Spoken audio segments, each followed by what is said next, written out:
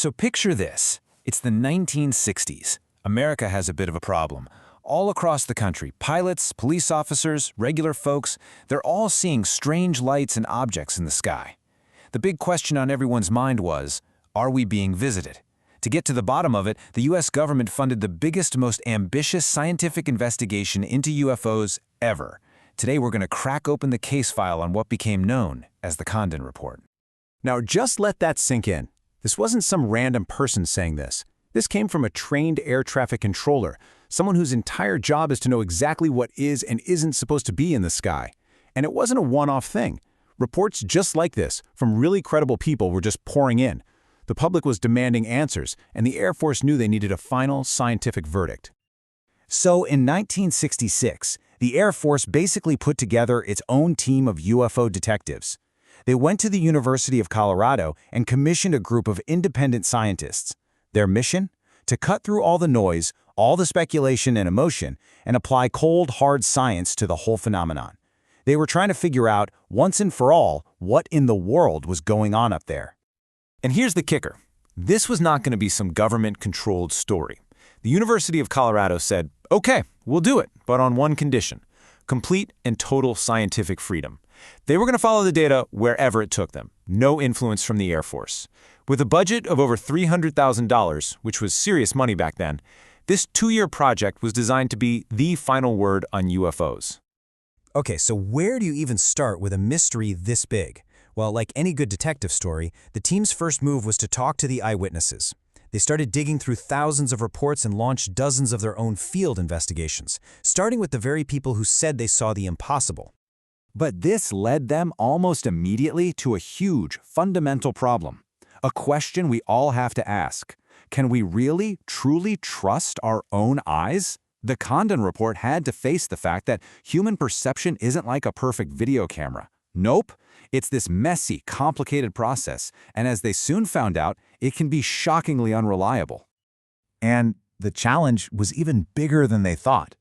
At first, the report made a wild guess that maybe only 1% of all sightings were ever actually reported. Think about that. For every one report they saw, 99 went unrecorded. Now, a later survey put the number a little higher, but it was still staggering. It showed a massive gap in their data.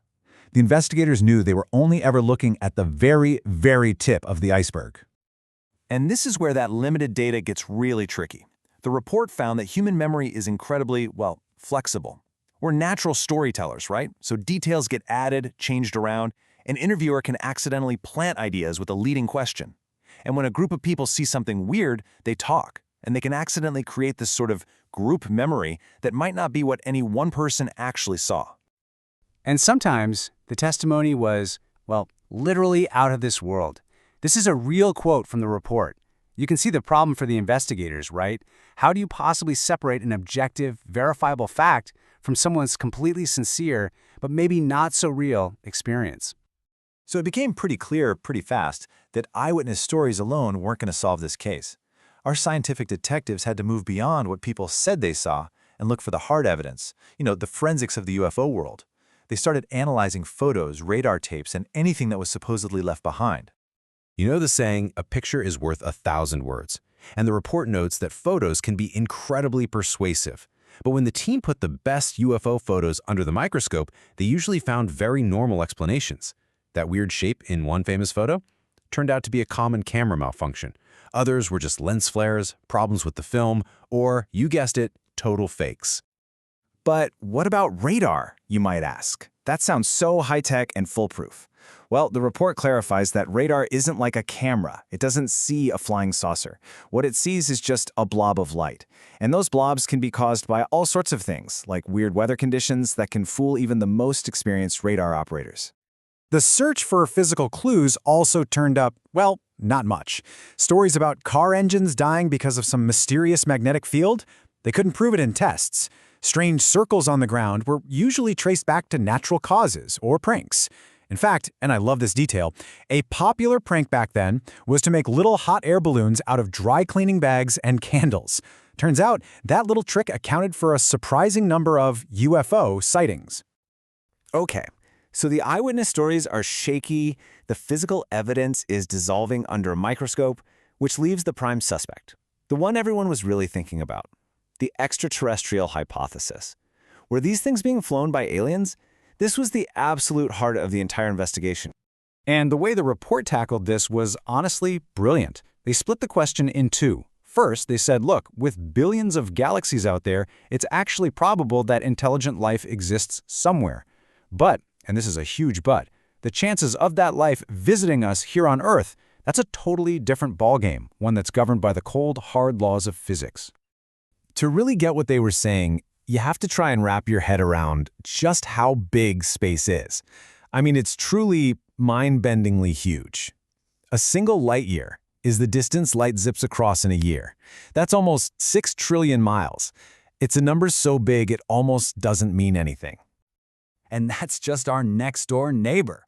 The very closest star to our sun, Proxima Centauri, is over 4 light-years away. That's a trip of about 25 trillion miles. The report makes this amazing point that the news of events on Earth from 2,000 years ago hasn't even traveled a tenth of the way to the center of our own galaxy yet. So when you're faced with those kinds of cosmic distances, you get to the report's very stark, very blunt conclusion on the matter. Based on physics as we know it, and the just unimaginable distances involved, the idea of aliens popping by for a visit was deemed fantastically improbable. The alien suspect had a pretty solid alibi: physics. And so, after 2 years, thousands of pages of work, and countless hours of investigation, our scientific detectives were ready. It was time to present their final verdict. And that verdict was crystal clear. First, after looking at hundreds of the most compelling cases, they found zero evidence that UFOs were alien spaceships. Second, there was nothing in all that data to even suggest they were a threat to national security. And third, they concluded that spending more money on a huge scientific study of UFOs just probably wasn't worth it. To explain their whole way of thinking, the report used this really powerful analogy. They said that just clinging to the alien theory without evidence is like if doctors had stuck with the idea that diseases were caused by devils. Real science, they argued, has to rule out all the known causes first, things like weather and human error, before you just invent a brand new, extraordinary cause. And that philosophy led to the recommendation that would echo for decades. Based on everything they found, the Condon Report officially told the government that there was no scientific reason to have a special program just for studying UFOs. That one piece of advice led directly to the shutdown of the Air Force's Project Blue Book in 1969, basically ending the era of official government UFO hunting. So for the scientific community, for the government, this massive, nearly 1,500-page report pretty much closed the book on UFOs for the next 50 years. But it leaves us with one heck of a final question, doesn't it? When science says case closed, does public belief just stop? The fact that we're all still so fascinated by UFOs today suggests the answer isn't quite that simple.